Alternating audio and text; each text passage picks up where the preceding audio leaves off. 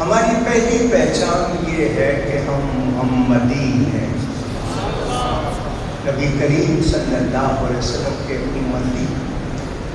ہماری دوسری پہچان کہ ہم سنی ہیں، الحمدللہ۔ ہماری تیسری پہچان کہ ہم حنفی ہیں۔ کوئی شافعی، مالکی، حنبلی بھی ہو تو میرے سر کے وہ تاج ہے، وہ شرط سنی ہونا، محمدی سنی ہو، پھر بڑے حنفی ہوں، شافعی ہوں، مالکی ہوں، حنبلی ہوں۔ ہماری چوتھی پہچان ہم ماتریدی ہیں۔ حنفیوں میں دو شاخیں ہیں، ایک اشعری اور ایک ماتریدی۔ علماء آپ کو دونوں کا فرق بتاتے ہوں گے، دونوں سنی ہیں، تھوڑا سا مسائل میں تعبیرات میں اختلاف ہے، لیکن ہم ماتریدی ہیں۔ کتنی پہچان بتائی میں نے؟ 4۔ اب سوال یہ پیدا ہوتا ہے کہ آج پاکستان میں 108 برس تو اعلیٰ حضرت کو ہو گئے، میرے پیارے نبی پاک صلی اللہ علیہ وسلم کو 1501 سال ہو گئے، امام اعظم کو کتنے سال ہو گئے؟ 150 ہجری میں آپ کا وصال۔ آج کا مسلمان اپنے آپ کو کیسے مسلمان ثابت کرے؟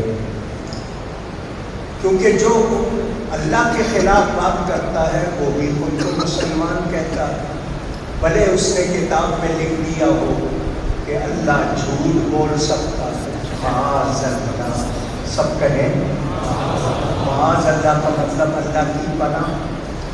جو قرآن کے بارے میں کہے یہ صحیح قرآن نہیں، وہ بھی اپنے آپ کو مسلمان کہتا ہے، معاذ اللہ۔ معاذ اللہ جو نبی سے زیادہ شیطان کا علم مانتا ہے وہ بھی خود کو مسلمان کہتا ہے، معاذ اللہ۔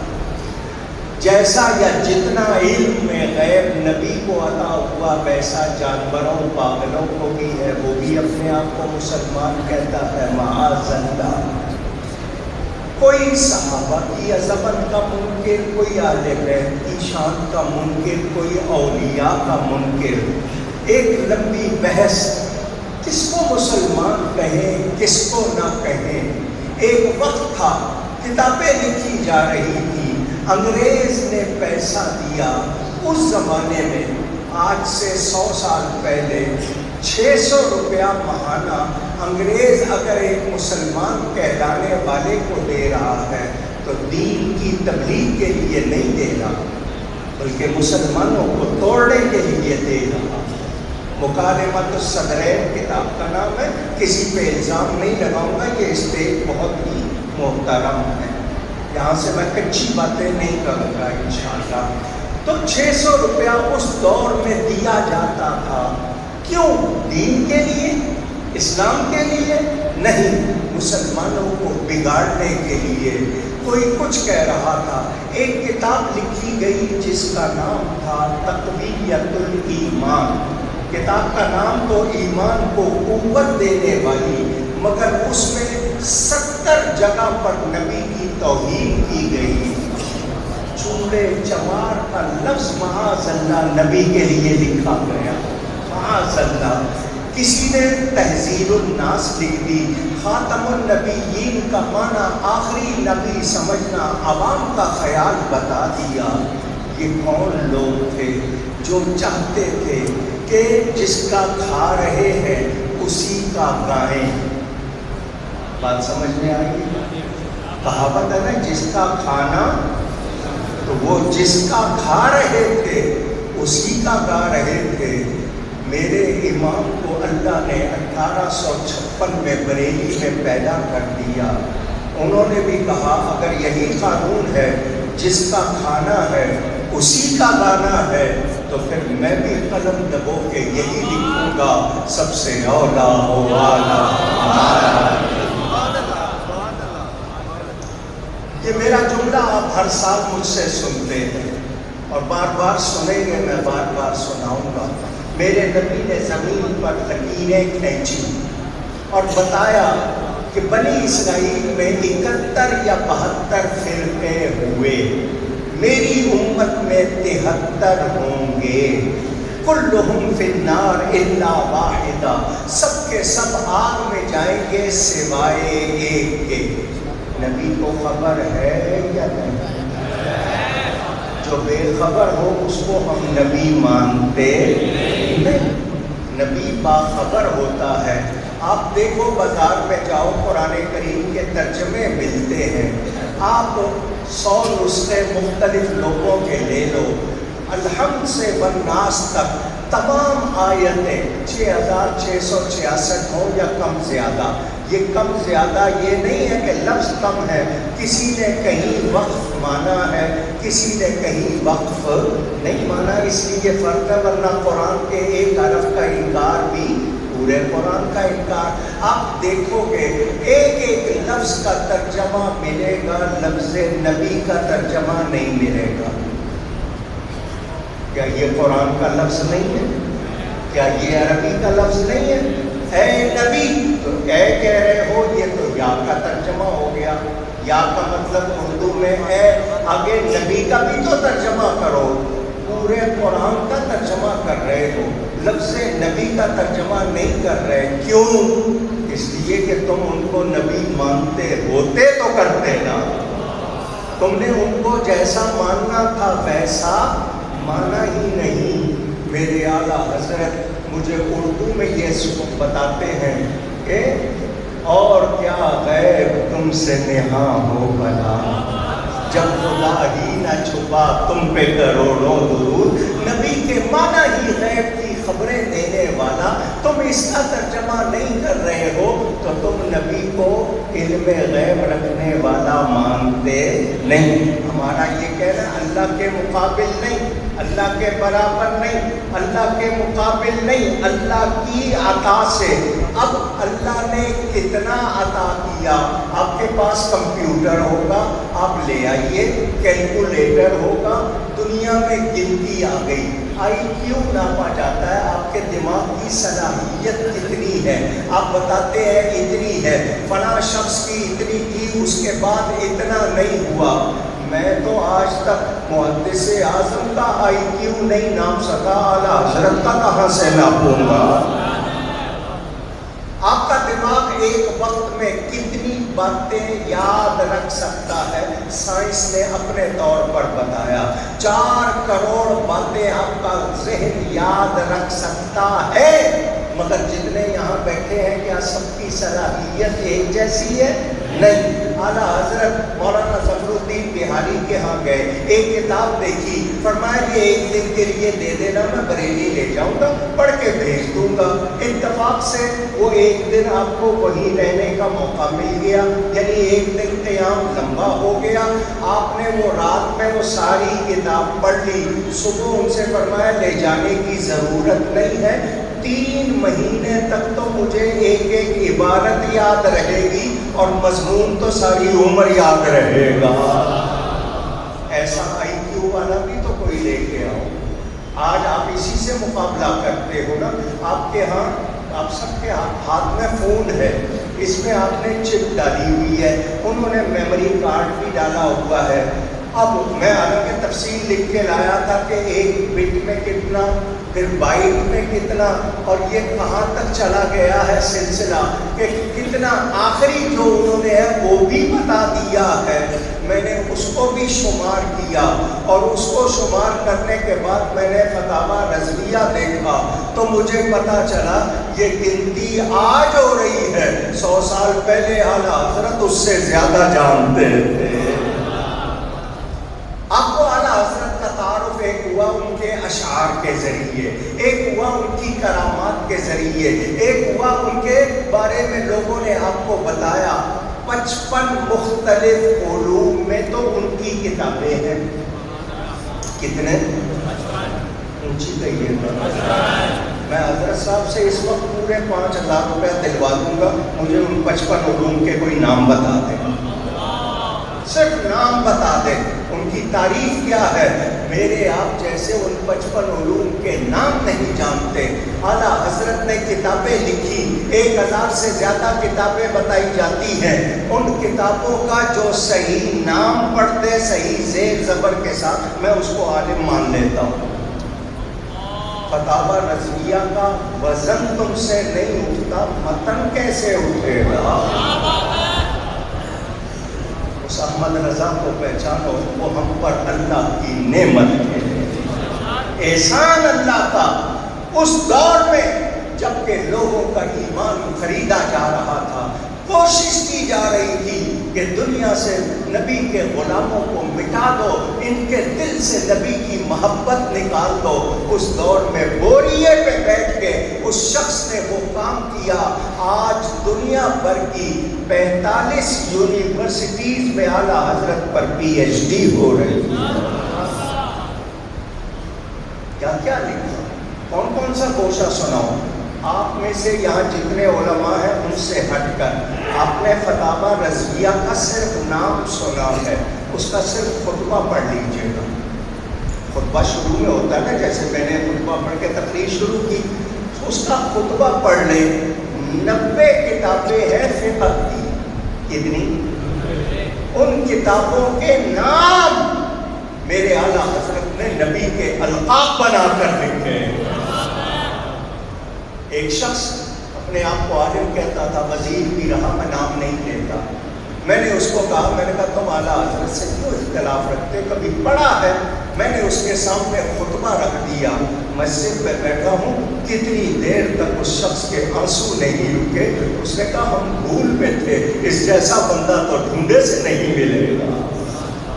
وہ اعلیٰ حضرت. اور اعلیٰ حضرت کیوں کہتے ہیں؟ آج کچھ لوگوں کو اعتراض, کچھ ایسے بھی ہیں جن کو اعلیٰ حضرت کہتے ہوئے دقت ہوتی ہے. ان سے اعلیٰ حضرت کہنا ان سے ان کو پسند نہیں ہے, تو تمہیں اعلیٰ حضرت پسند نہیں, ہمیں تو ادنا حضرت پسند نہیں. اور میں یہ دعویٰ کر رہا ہوں محدث اعظم کی مسجد میں بیٹھ کر, ان کا ایک خادم ہونے کی حیثیت سے. ان کے والد ماجد مجھے اپنا بھائی بھی کہتے تھے, دوست بھی کہتے تھے. اس ذمہ داری سے ایک دعویٰ کر رہا ہوں, اس مسجد میں سن لو, جو اعلیٰ حضرت کا نہیں رہا وہ کہیں کا نہیں رہا. جس نے اعلیٰ حضرت کا دامن چھوڑا پھر وہ عزت پا سکا نہیں. اعلیٰ حضرت کیوں کہتے ہیں؟ میں نے کہا تمہارے لیے سمجھنا بہت آسان ہے. مثلاً پنجاب کی حکومت ہے, یا ملک کی میں صوبے ہیں جتنے, ہر صوبے میں ایک وزیر اعلیٰ ہوتا ہے. ایسا ہی پوچھ رہا ہوں, باقی وزیر ہے مگر اس کو کیا کہتے ہو؟ کیوں کہتے ہو؟ وہ بھی تو وزیر ہے. لفظ وزیر کے معنی معلوم ہے؟ بوجھ اٹھانے والا. یہ بوجھ اٹھاتے ہیں یا ڈالتے ہیں؟ بہرحال وزیر کے معنی بوجھ, وہ کہتے ہیں کہ یہ وزیر اعلیٰ. تو کیا مطلب کہ اگر 50 وزیر ہیں تو ان میں یہ اعلیٰ ہے. اسی دور کا ہے یا پچھلے دور کا بھی ہے؟ نہیں, اسی دور کا.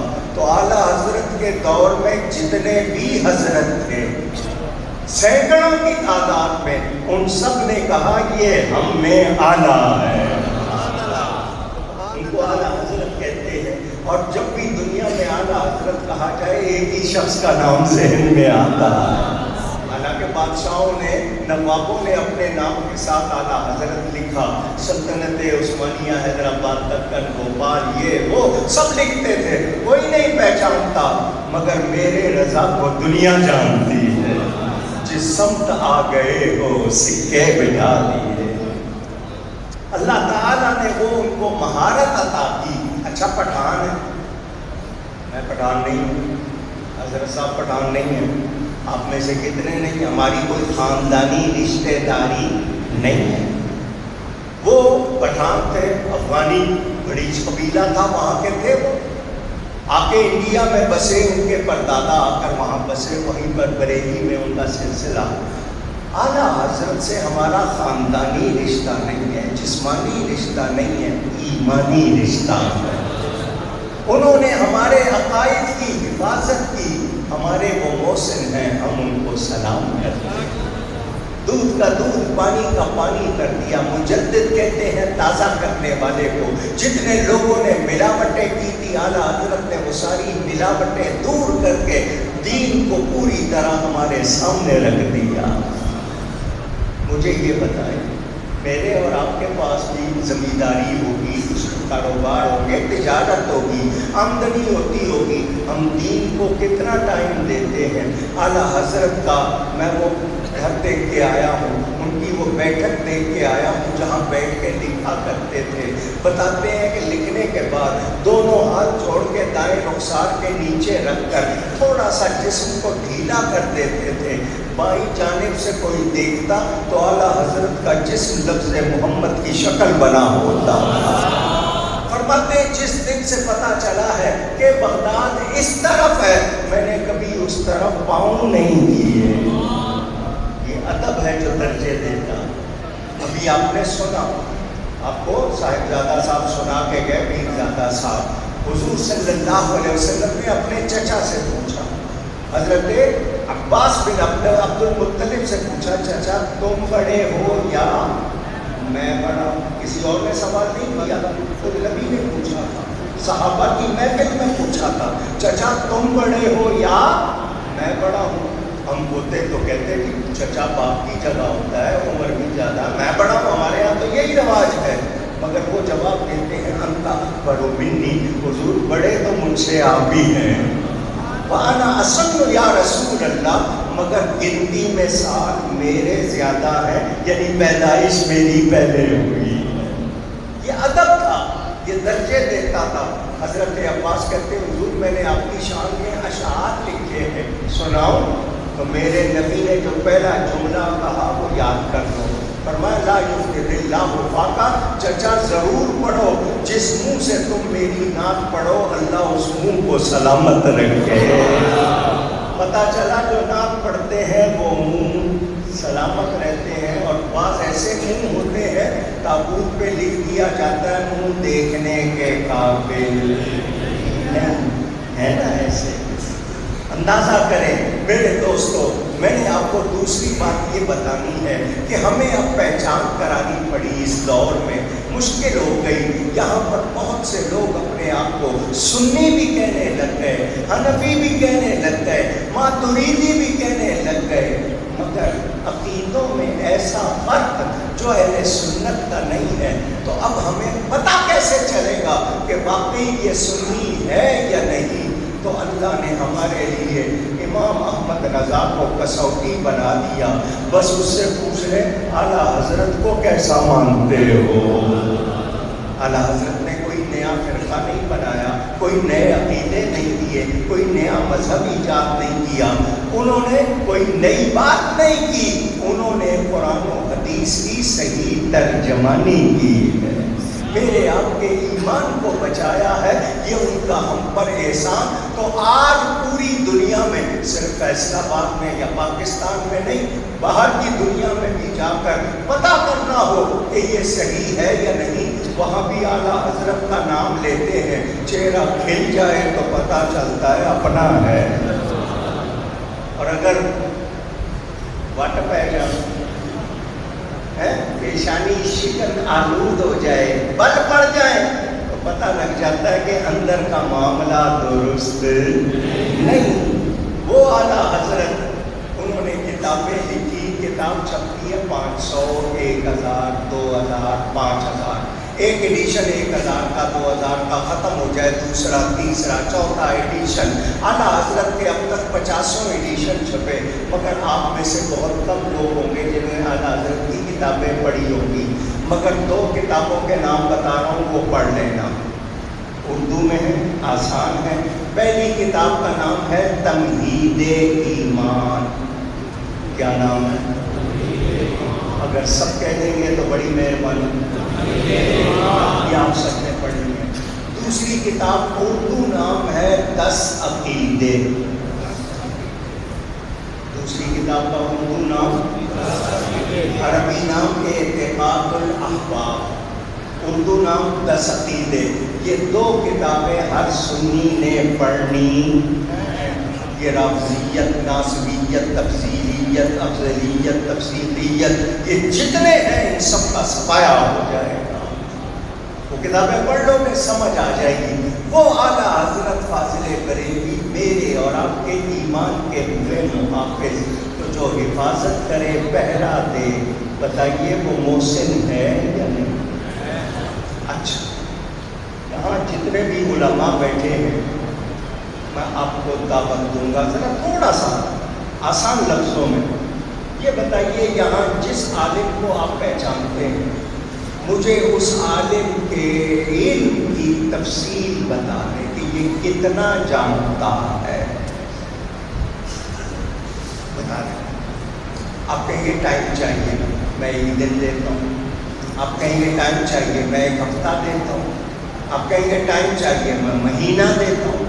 چلے اگلے عرص تک پورا ساتھ دیتا ہوں، مجھے آپ نے ٹوٹل بتا دینا ہے کہ یہ کتنا جانتے ہیں۔ آپ کہیں گے قرآن پڑھنا جانتے ہیں، قراءت جانتے ہیں، تجوید جانتے ہیں، ان کو جناب رموز اوقاف وغیرہ ان کی تفسیر معلوم ہے، یہ قرآن کا ترجمہ کر سکتے ہیں، تفسیر کر سکتے ہیں، یہ آگے فقہ جانتے ہیں، حدیث جانتے ہیں، اصول حدیث جانتے ہیں، اصول فقہ جانتے ہیں، یہ فلاں فلاں فلاں جانتے ہیں۔ جب آپ لکھ کے لے آئیں گے سال کے بعد تو میں آپ سے کہوں گا تسلی ہے کہ اتنا ہی جانتے ہیں؟ آپ کہیں گے یہ میں نے سوچ سوچ کے لکھا ہے، مجھے اتنا معلوم ہے، ہو سکتا ہے کہ اور زیادہ جانتے ہو۔ یہی کہیں گے نا؟ پوچھ رہا ہوں، یہی کہیں گے؟ جب آپ 14ویں صدی کے ایک عالم کا علم پورے سال میں نہیں ناپ سکتے، آپ اعلیٰ حضرت کا علم کہاں سے ناپو گے؟ پھر غوث اعظم کا علم کہاں سے ناپو گے؟ پھر رسول اعظم کا علم کہاں سے ناپو گے؟ سمجھ آ رہی ہے؟ ہم میں ایک بیماری آ گئی، ہم نے اپنے علماء پر بولنا شروع کر دیا، سوشل میڈیا ہاتھ لگ گیا، جس کے لیے جو چاہے کمنٹس لکھنے شروع کر دیے، مادر پدر آزاد ہو گئے۔ اتنی جرأت نہیں ہوتی تھی، علماء سے پوچھا جاتا تھا، علماء کو بتایا نہیں جاتا تھا کہ عالم کیسا ہونا چاہیے۔ آج علماء کو لوگ کہتے ہیں جی یہ یوں کر رہا ہے، یہ تمہیں کیا معلوم، کیا جانتے ہو، لیکن اعتراض کرنے لگ گئے۔ اعلیٰ حضرت ایک عالم کی شان میں لکھ رہے ہیں، سچا عالم ہو، صحیح عالم ہو، اس کی توہین دین کی توہین ہے، اور دین کی توہین کرنے والا مسلمان نہیں رہتا۔ آپ لوگوں نے کھیل بنا لیا ہے۔ مجھے نہیں معلوم جب سے یہ لاؤڈ اسپیکر آیا ہے یہاں کیا معمول ہے۔ جمعے کے خطبے کی اذان خارج مسجد دی جاتی ہے، مسجد کے باہر، باہر نہیں، باہر۔ باہر عربی کا لفظ ہے، باہر اردو کا لفظ ہے۔ باہر کے معنی روشن صاف کے ہوتے ہیں، باہر، مسجد کے باہر۔ حکم یہی ہے۔ کسی نے اعلیٰ حضرت پر مقدمہ کر دیا، اب لاؤڈ اسپیکر آ گیا، آپ کہتے ہیں باہر کے لوگوں کو ہی بتانا ہے، لاؤڈ اسپیکر سے آواز چلی جاتی ہے، تو کچھ لوگ مسجد کے اندر اذان دینے لگ گئے۔ بہرحال اختلافی مسئلہ، سنت کیا ہے؟ مسجد کے باہر کو۔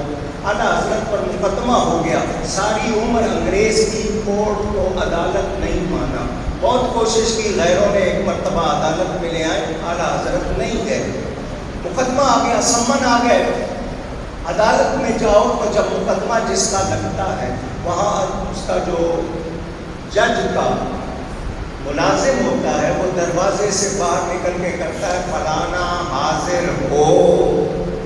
جن کو کبھی دیکھنے کا موقع ملا ہے ایسا ہی ہوتا ہے، وہ نام لے کے پکارتا ہے کیونکہ اس کا مقدمہ ہوا، فلانا حاضر ہو۔ اعلیٰ حضرت کے پاس سمن آ گئے، اعلیٰ حضرت نے اس عدالت کے آدمی کو بلایا کہ کل جس وقت میرا نام پکارنا ہو تو دروازے کے باہر نہیں پکارنا، تم جج کے سامنے کھڑے ہو کے پکارنا، جج کے سامنے کھڑے ہو جانا اور کہنا احمد رضا بریلوی حاضر ہو۔ اس نے کہا حضرت میری نوکری چلی جائے گی، اور میں ہم ضمانت دیتے نہیں جائے گی، گھبرا نہیں، جیسا کہتے ہیں ویسا کر دے۔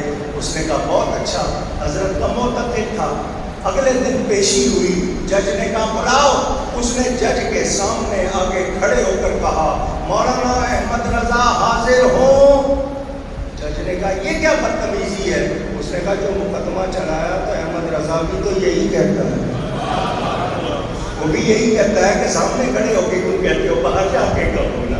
تو اس نے بھی یہی کہا ہے، جج کی سمجھ میں بات آ گئی، فیصلہ اعلیٰ حضرت کے حق میں ہو، چٹکیوں میں مسئلے حل کر رہے ہیں۔ اور ابھی آپ نے سنا 2 لائن کا سوال آتا ہے، پوری کتاب جواب حل کے جاتی ہے۔ میں آپ کو بتاؤں، آپ نے بڑے بڑے علماء کے نام سنے ہیں، ان سب کو ایک جگہ جمع دیکھنا ہو تو اعلیٰ حضرت کو دیکھ دو۔ اللہ نے ان سب کی محنت اعلیٰ حضرت تک پہنچا دی۔ آج مجھے اور آپ کو کوئی مسئلہ پیش آ جائے، اعلیٰ حضرت سے ہمیں جواب مل جاتا ہے۔ احسان ہے یا نہیں؟ مگر کتاب ہر ایک تک نہیں پہنچ سکتی، فتاویٰ سارے نہیں پڑھ سکتے، اعلیٰ حضرت کی عبارت کو سمجھ کے پڑھنا ہر ایک کا کام نہیں۔ اعلیٰ حضرت نے شاعری بھی کی، بادشاہوں کے قصیدے نہیں لکھے، نبی کی نعت لکھی ہے۔ علامہ اقبال کو اعلیٰ حضرت کا کلام پیش کیا گیا، لاہور میں کسی نے کہا ذرا یہ دیکھیں، پہلا شعر پڑھ کے علامہ اقبال کہنے لگے جس کے کلام کا پہلا شعر اتنا اچھا ہے پورا دیوان کتنا اچھا ہو۔ اور پہلا شعر کیا ہے؟ واہ کیا جود و کرم ہے شیبت تیرا، نہیں سنتا ہی نہیں مانگنے والا تیرا۔ فیصلہ آباد کے لوگوں سمجھدار مجھ سے زیادہ جانتے ہو، یہ واہ کا لفظ آپ کے منہ سے کب نکلتا ہے؟ پوچھ رہا ہوں، کوئی بتائے؟ واہ کا لفظ جواب حیران ہے، اتنی بات، ایسی بات؟ تو آپ کہتے ہیں جھوم کر کیا کہتے ہیں؟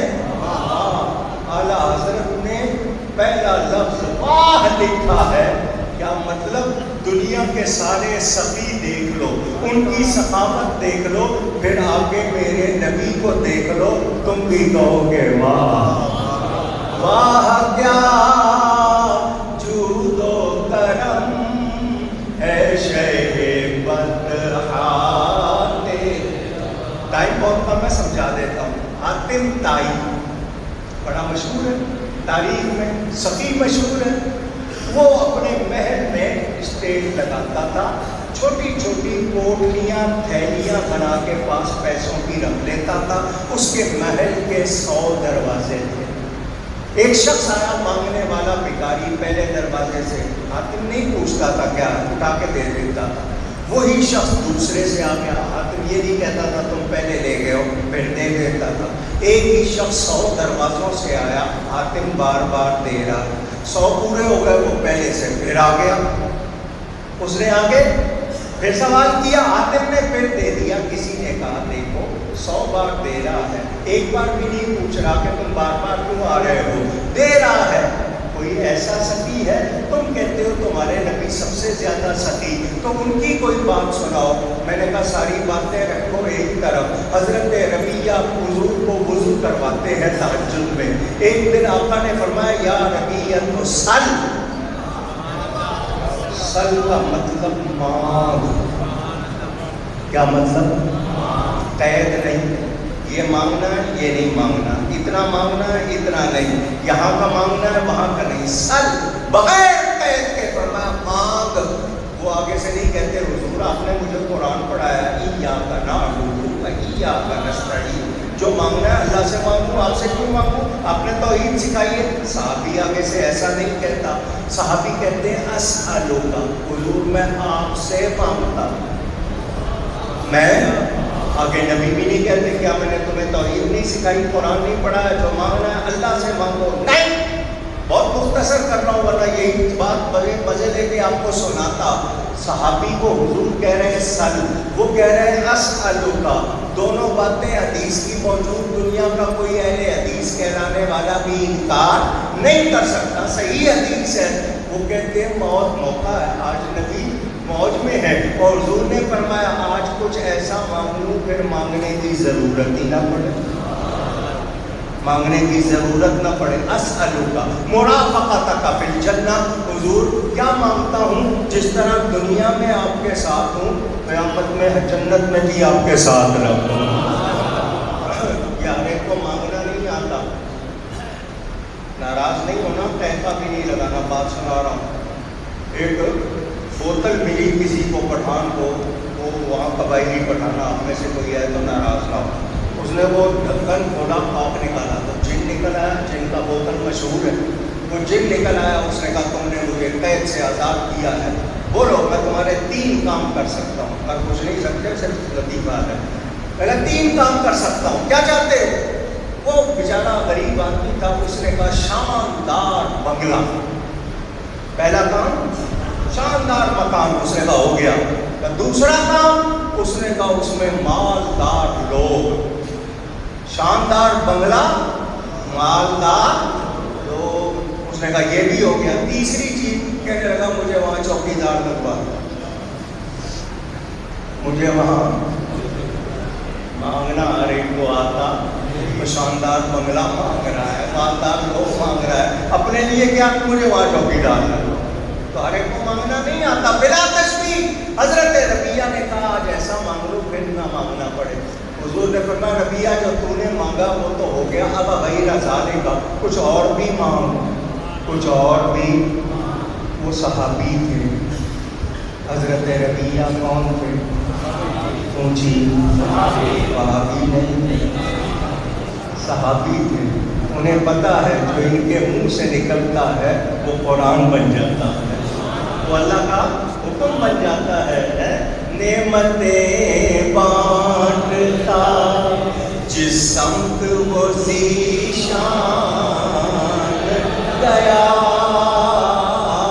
نعمتیں بانٹتا جس سمت وہ ذیشان گیا، ساتھ ہی منشی رحمت کا قلم دان، منشی وہ نہیں تو آپ کے بھائی کھاتے لکھتا ہے، منشی عربی کا لفظ پیدا کرنے والے کو کہتے ہیں، منشی رحمت کے پیدا کرنے والے کا قلم دان ساتھ جا رہا ہے۔ اللہ کا حکم فرشتوں کو میرے نبی کے ساتھ ہو جاؤ، سنو جو یہ کہتے جائیں وہ لکھتے جاؤ، وہی ہوگا جو یہ کہہ دیں گے۔ حضور نے فرمایا اب غیر ذالک، یہ ربیہ جو تو نے مانگا ہو گیا، کچھ اور مانگ۔ وہ کہتے ہیں سب کچھ خدا سے مانگ لیا، تجھ کو مانگ کر اٹھتے نہیں ہیں ہاتھ میرے اس دعا کے بعد۔ حضور جو مانگنا تھا مانگ لیا، اب میرے اور ضرورت نہیں۔ ادھر 3 مرتبہ نبی کہہ رہے ہیں اور بھی کچھ مانگ، اور بھی کچھ مانگ، اور بھی کچھ مانگ، ادھر آتم تائی 100 مرتبہ دے رہا ہے۔ مثال کے طور پر ایک دروازے سے باہر نکلا وہ باہر نکلا، اس نے کہا کہ جی 100 روپیہ نکلا ہے تھیلی میں سے، ضرورت زیادہ، وہ 100 دروازوں سے آیا، ضرورت پوری نہیں ہوئی۔ ادھر نبی 1 مرتبہ دے کے کہہ رہے ہیں اور بھی مانگ، وہ کہہ رہے ہیں میرے دامن بھر گیا۔ تو اعلیٰ حضرت نے سکھا دیا، نبی کے در سے ہی ملتا ہے، سب کچھ ملتا ہے، ہمیں بھیک مانگنے کو تیرا آستہ بتایا۔ اللہ ہمیں صحیح عقیدوں پر قائم رکھے، اعلیٰ حضرت کے وفادار ہو جاؤ، اللہ اس آستانے کو سلامت رکھے، ان کے شہزادوں کو سلامت رکھے۔ گفتگو میں مجھ سے کہیں کوئی غلطی ہوئی ہو، اللہ تعالیٰ اس کے رسول صلی اللہ علیہ وسلم کی بارگاہ میں توبہ کرتا ہوں۔ بہت شکریہ، والسلام علیکم ورحمۃ اللہ وبرکاتہ۔